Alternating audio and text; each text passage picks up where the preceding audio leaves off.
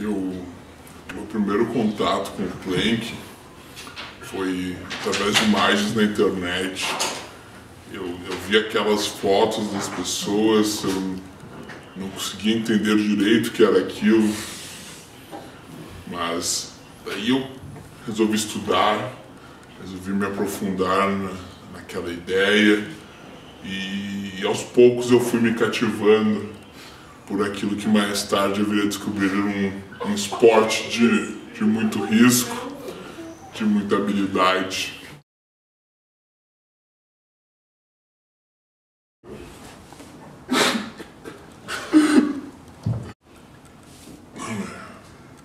É complicado porque perdi vários amigos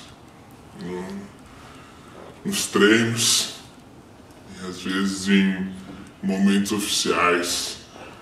Tentativas de expandir os limites do esporte, que fatalidades acabaram acontecendo. Heróis, verdadeiros heróis do Plank foram perdidos nesse processo.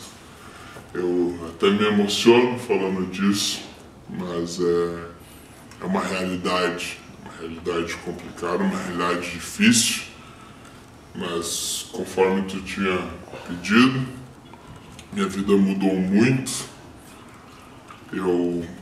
Quando eu me dei conta, eu estava saindo de noite, estava saindo e matando aula, matando trabalho.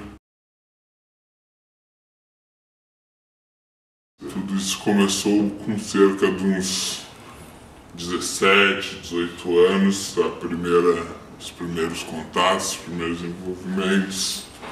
Mas até hoje, mesmo eu tendo um contato moderado, contato saudável com o esporte, eu volta e meia me dou conta que estou às 3 da manhã no telhado, deitado, praticando.